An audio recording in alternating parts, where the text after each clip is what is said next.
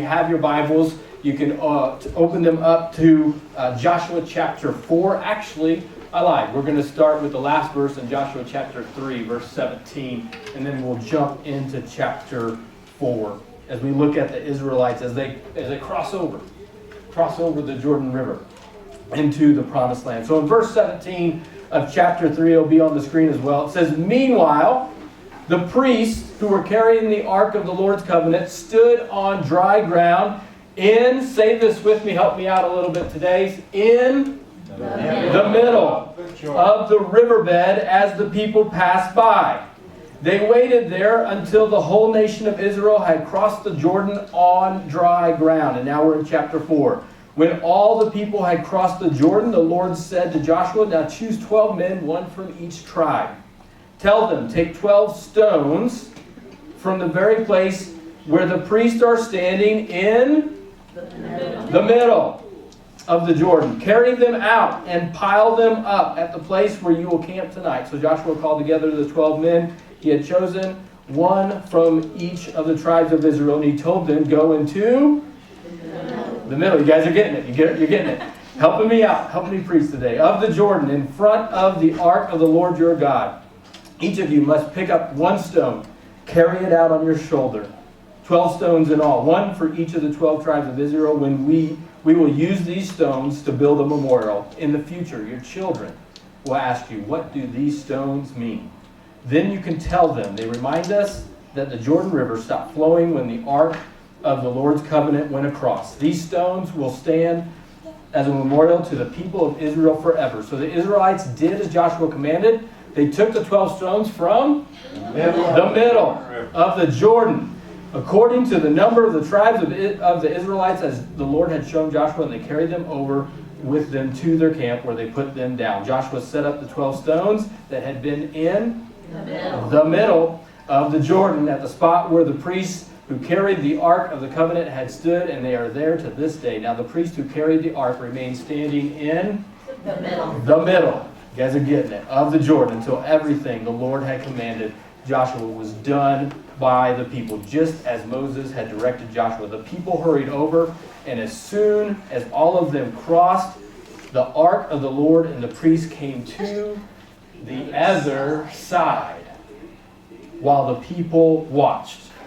A monumental miracle that God performed at the Jordan River, where there was no way they were going to be able to, as a nation, cross the Jordan as it was in its flooded stage. There was no way for them to make it across. But God made a way. That is what God does. That is what He specializes. When it doesn't look like there's a way, when you can't see a way through, God loves that situation to step up and provide a way for Israel, for us, in our lives. And it took faith. It took faith for the nation of Israel to step over into the Promised Land, to step through the Jordan River, to take that first step. As we looked in week 1, God told Joshua, He said, "Be strong, be courageous." Why? Because it was going to take faith for what they were going to have to do. It wasn't like, "Hey, this is going to be an easy thing to do, so just follow me." No, be strong, be courageous. It's going to take steps of faith. And as we saw last week when Pastor Jamie Duke came and spoke with us, he said, you got to step into the unknown. It's going to take faith to cross over into uncertainty, to leave what you know, to leave what is going to be stable for something that's going to be risky, uncomfortable, unknown, and to step through. It was going to take faith. And today, they crossed over to the other side. And what I like about this is God told them to take that first step. They did it. They crossed over. And then we're all about taking next steps here at Freedom Church. Hey, we want to help you take the next step in your relationship with Jesus, and we want to do that together. And when they cross over to the other side, then the Lord speaks to them and He says, "I got your next step for you." And your next step is actually to go back to the middle. Go back to the middle, and we're going to celebrate this moment. Now, for a lot of us, sometimes the middle is not such a good thing. When we're flying on a plane, the middle seat, if you're on Southwest Airlines, the last one picked. You don't want to sit in the middle seat. Middle school, anybody? Come on. We don't like the middle of a lot of things. We'll even use the middle of our hand to display how much we dislike or hate something as well. The middle is not something that we typically celebrate, but today, God says we're going to celebrate what happened in the middle. We're going to celebrate the middle, because that's where you had to really trust God to see you through. That's where you really had to put your faith on display to say, God, I'm trusting you in this situation. There's some things that have happened to you where you've been in the middle of some situations, maybe this last year, maybe in 2018, where you're in the middle of some stuff. And what we're going to see today is that that's where the real miracle takes place. That's where, in the middle, is where God shows up and reveals himself. And there's some things to celebrate in the middle. Today, the first thing we're going to look at is who. Who is in the middle? We're going to celebrate who is in the middle. It says in verse 5, go into the middle of the Jordan in front of the ark of the Lord your God. Each of you must pick up one stone and carry it out on your shoulder the whole time as they're crossing over. The ark led them, was leading them to take those first steps, but then the entire time as they're crossing over, the ark stood in the middle. Now, I don't have time to go over all the nuances of what the ark is, but suffice it to say the ark represented, to the nation of Israel, represented the presence of God. It represented that God was right there, and it stood right in the middle. Wasn't saying anything, wasn't necessarily doing anything. The ark didn't actually physically do anything. It just stood there. It represented the presence of God. God was the one doing the miracle. Imagine the intensity of the situation that's going on. They're crossing over on dry ground. Meanwhile, I mean, if you've seen a raging river or a raging body of water or waves, I mean, it is intense. You're like, I don't want to go into that. And that's God was doing this miracle in the middle. God was a unshakable presence in the middle as they were crossing over to say, you got this. I am here in the middle, and you can make it through. I'm not going to. God meets us in the middle. I thank God for so many times in my life where He didn't wait till I got across the other side. He didn't wait for me to get cleaned up. He just met me in the middle of my junk, met me in the middle of my shame, just met me in the middle to be an unshakable force to say, I love you. I have a plan for you. I have a purpose for you. Despite my doubts, despite my fears, despite my actions, despite my words, despite my feelings, God was there, present in the middle. You can celebrate. You can celebrate that God is in the middle. And sometimes it takes those steps of faith it's not until you get into the other side of some stuff where you can look back to the middle and say, I can see where God was at there. And you may not always feel His presence. You might be in the middle of something right now and you're like, I don't get it. I don't understand where is God in this? But once you take those steps of faith across and you're able to point back, you'll see that there was God. And in eternity, when we cross over to eternity, because there's some things in my life right now that I still don't get. I've crossed over and I feel like I'm walking in God's promises and God's blessings, but there's still some junk in my life where I'm like, I don't understand all of that, but I also trust and know that when I step into eternity, I think I will see God's hand in all of that. We could celebrate that God's in the middle, but it wasn't just God that was in the middle. The priests, the leaders, the spiritual leaders who represented the presence of God to the people, they were standing right there by the ark while everybody else passed by. I thank God for the people who have been in my life that God has placed in my life, in the middle of some situations in my life, that have stood in the middle for me, who have represented the presence of God for me, and who have helped me through and pointed me to the other side to say, Mike, you can do this. To give me some encouragement, to give me maybe a little bit of a kick in the butt, to say, hey, get in gear here.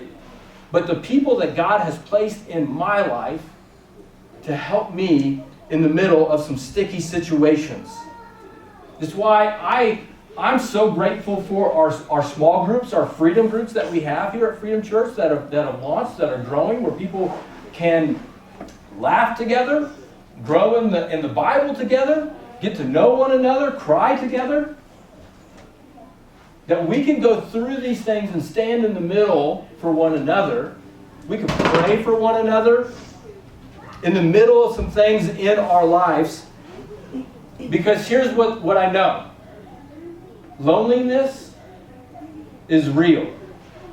Depression is real. Anxiety is real. In Los Alamos, it seems to heighten even more. Suicidal thoughts are real. When you are in the middle of some stuff and you feel all alone,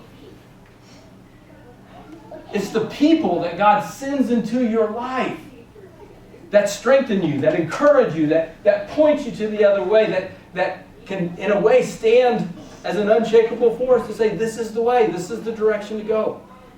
So we can celebrate the middle because of who God sends in the middle. One, He's there. He's in it.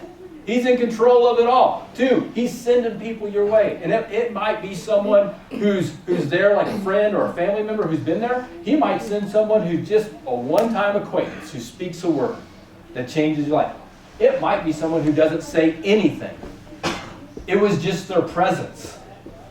Presence can be so strong. I don't need you to say anything. I don't need you to do anything. But the fact that you are there, in the middle, is huge. The fact that you are here, your presence here today, is so encouraging to everyone else around us. Whether you feel like being here or not, I don't know, but just presence is huge. So we can celebrate. We can celebrate who is in the middle. I want to ask you a question today. Who is that? Who's been that person for you? Who has been a person that has stood in the middle for you, that has encouraged you and strengthened you? One of the best things that you can do for that person, if they're still alive, it doesn't cost you anything, maybe a postage stamp at the most, is to say thank you. To tell that person thank you, and be specific.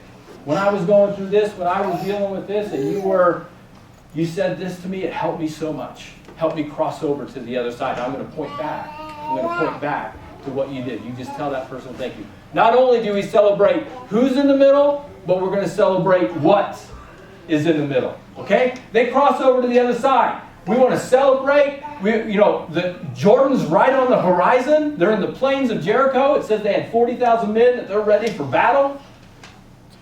And then they get their next step. You're thinking, all right, we crossed over, let's go. And the next step is go back. You got something in the middle for you. This is how good God is. This is how awesome God is. He says, you're not going to cross over without carrying something with you to remember what just happened. I love, as a kid, going to sporting events. My parents, who are here today, they took me to Cardinal baseball games. We went to football games, hockey games. And it was so fun to go to those games and experience a professional sporting event. But what was really cool was when we left, was getting a souvenir to take home with you. Hey, not only did I get the game, but I got this souvenir. And I'm going to hang it up on my wall, or I'm going to display it, because I got to bring that home. And this is what God does. That there's a souvenir waiting for you back in the middle. There are some things that we need to carry out.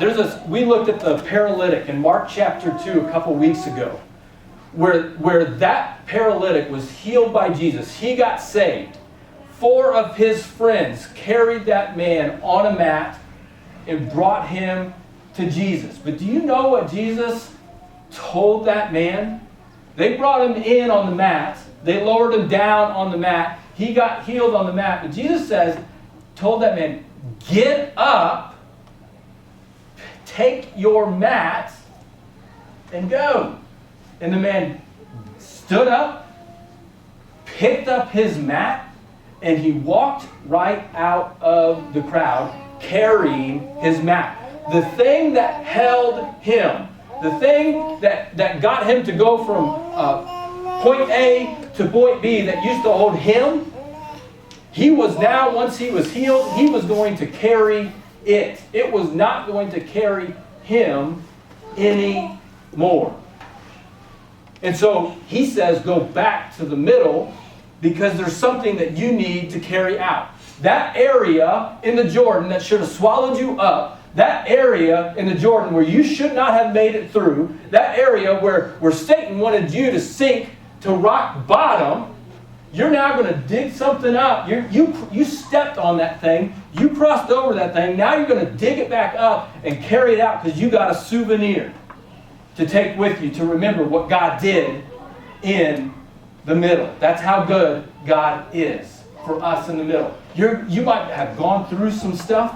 You might have gone through some junk in this last year. But with God, He'll look at that stuff and say, hey, we made it through to the other side, and guess what? You're going to take something with you. You're going to take something with you. Here's the picture. Here's the picture of this. They cross over to the other side, and our faith looks forward. Ahead of them was Jericho. They're in the plains of Jericho. Beyond Jericho is more of the promised land to be conquered.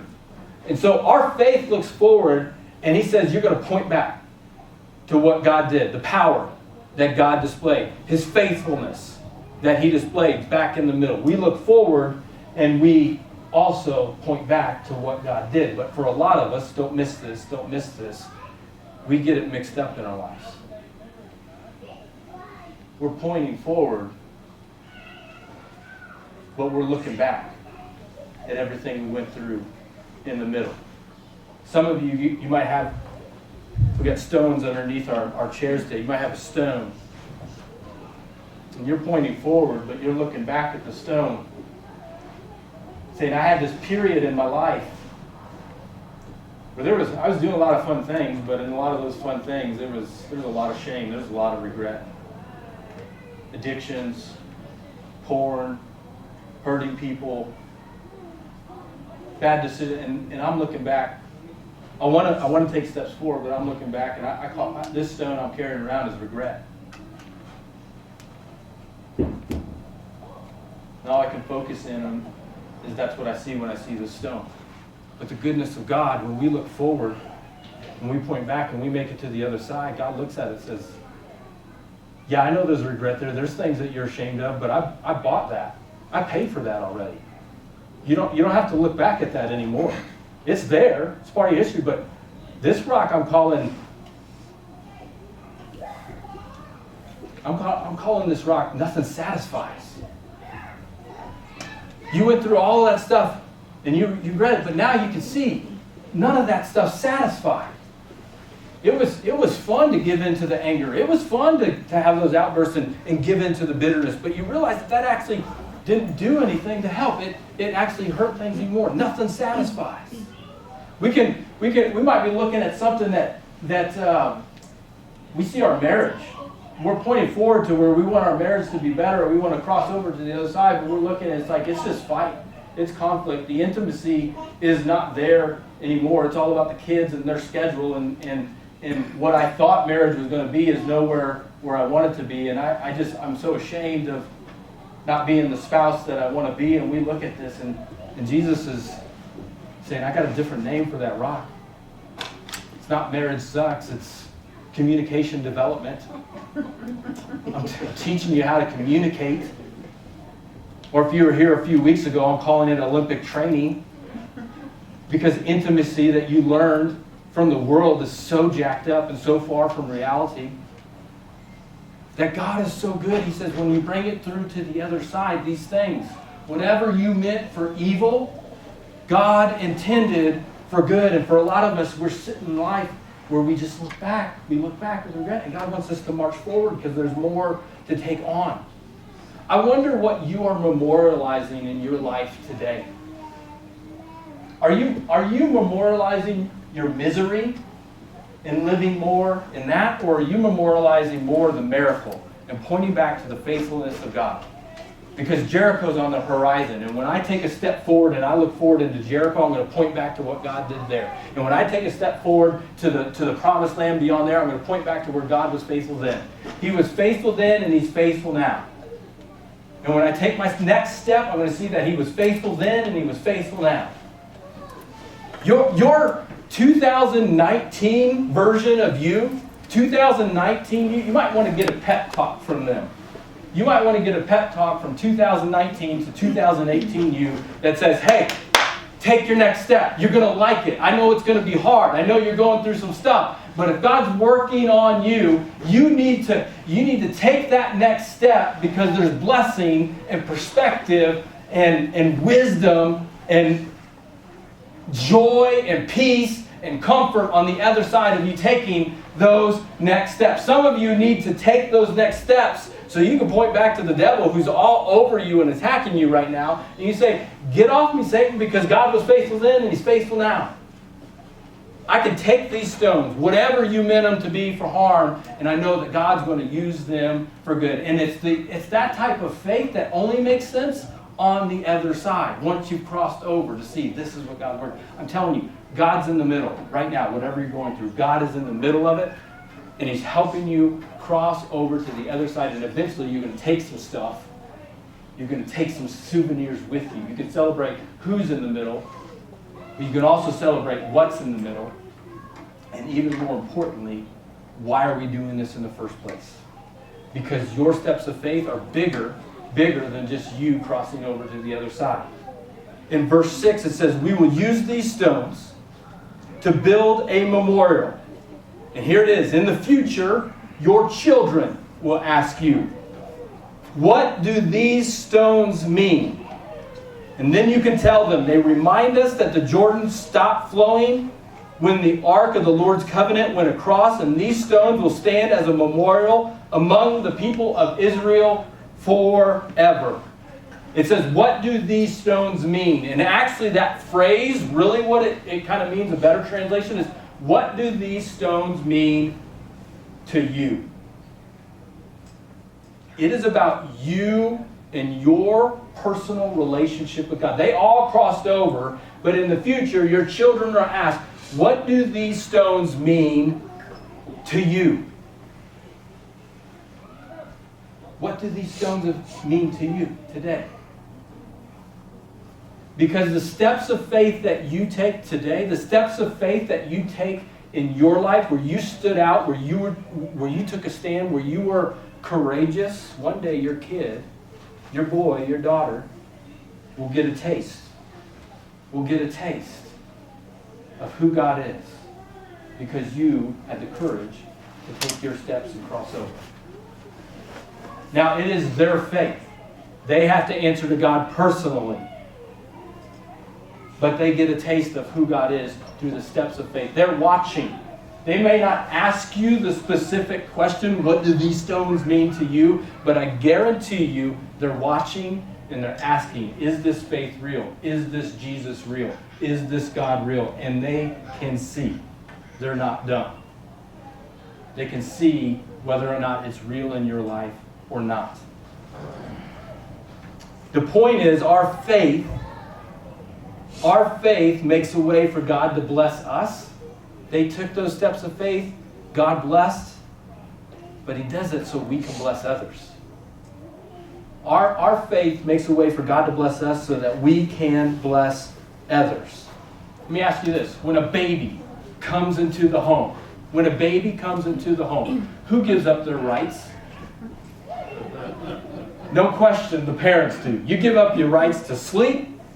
You give up your rights to sanity. You give up your rights to cleanliness in your car when there's teenagers. You give up your rights sometimes to food. You're like, hey, where did the food go here? Your teenager ate it all. When the baby comes in to the home, the parents, it's their responsibility to take care of the kids. It's the adults. It is our responsibility to take care of the next generation.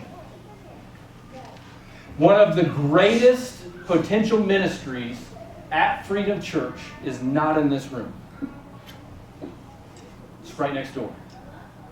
The greatest potential, not the greatest ministry, but the greatest potential for any ministry in this church is with the next generation. And I say that because just like in finances, the best investments in finances are what? Short-term investments or long-term investments? It is the long-term investments. And I want us, just to give you a little bit of picture of Freedom Church and where I want us to go, I want us to be able to invest in children and youth from birth, from 0 to age 18 and beyond, to where we are building a strong foundation and we are pointing back to the faithfulness of God for all ages, infants, toddlers, preschool, elementary. Right now we just have 0 to 7 and we're knocking that out of the park. I'm so thankful for our volunteers who are doing that. But I want staff not to do the stuff, but to be able to direct our ministries, work with families, and guide and direct those things. But if you look at any thriving church that is reaching the next generation, any church that is growing and reaching families, reaching kids, and really living this out and taking that responsibility, it is churches where the volunteers get it. The volunteers, they are in there and they get it. And you might be saying, I can't work with kids. That's just not my area. I get it. We don't want angry youth worker in there working with the kids and sit down, shut up, and that's not good. That's not good. We don't want that person. But even if that's not you and that's not your gift, we all still get it. That ministry in there has the greatest potential for long-term gains of anywhere. They're going to be running this thing in the future. We are all going to invest in them financially. You can't say that you care about the next generation and not fund them. We will invest in them financially. We will invest in them with our time. We will invest in them with our energy. If you want to sign up to work with children, you're not in there yet, and you want to sign up to work, go to our website, click on My Next Step. It'll take you 30 seconds. You can do it right now. You can sign up. I'm thankful for our volunteers right now who are taking care of our kids. We got like an 8-week rotation on there, and you guys are knocking it out of the park. And I know this church is getting a solid foundation where we get it. But I want you to understand my vision for our children is huge. It's not happening all right now, but we will slowly build the pieces to where we're invested in 0 to 7, middle school, high school, college. And we take responsibility for the next generation because they're asking, is this real? Is this real? And they're watching.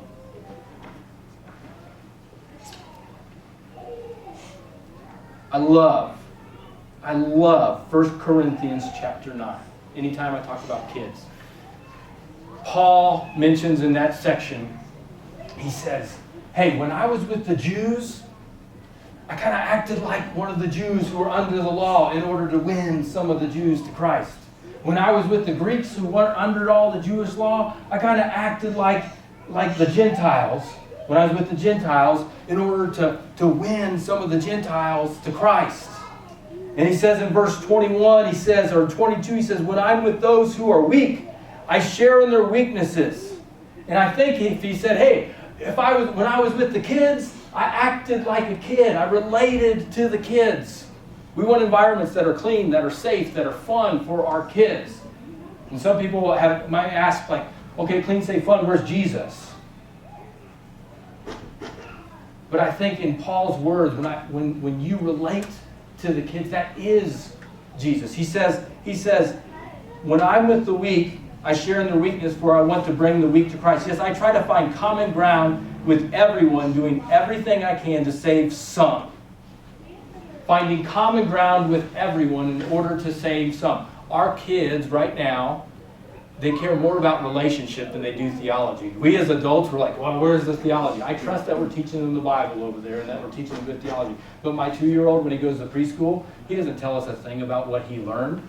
But he knows all of his teachers' names. He knows all of his friends' names. When he goes there, that's who he's looking forward to see. When he leaves, that's what he's talking about. It's people, it's relationships. So we need to get that as a church, that these young men and women, if we build a right environment where it's clean, safe, fun, they're building relationships, they're going to learn. That's finding common ground with them. And they're going to learn. They're going to hear about Jesus. We may plant a seed. Someone else may water it. God will make it grow. I trust that God's going to do some great things through our kids. You're like, where's Jesus in this? That is what Jesus did. God became man. He became one of us. He found common ground with us to show us how much God loves you and I. So this isn't it is a consumer mentality. If you're concerned about it being a consumer mentality, it is, because that's what God did to us. He came and became one of us so we could get it, so we could believe it and live it out. I love our kids. They're asking the question, what do these stones mean to you? And I want to give them steps of faith to memorialize God's miracles in my life. And the last verse in Joshua chapter 4 says this. It says that it kind of repeats itself. And again, these kids are going to ask you, what do these stones mean?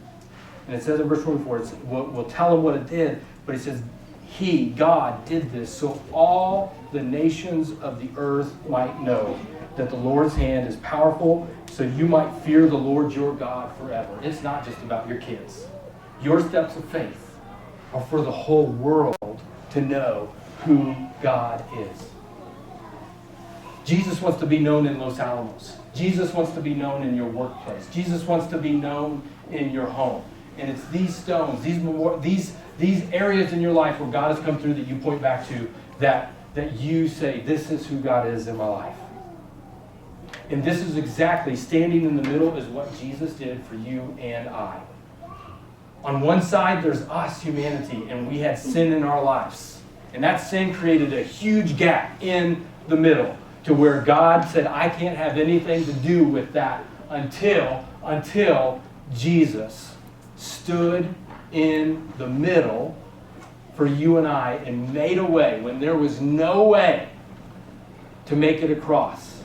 Jesus made a way for you and I. We celebrate the middle because it really had nothing to do with us. And it had everything to do with what God did in the middle. And because of that, I can have faith to cross over and make it to the other side. I want to ask you today, what are you looking for in your future and pointing back to?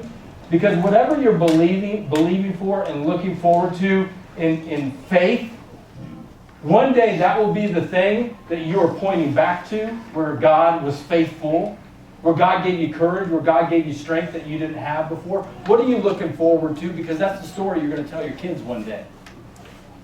We need to get our eyes off the past and start looking forward in faith. We'll point back to God's faithfulness. He's there.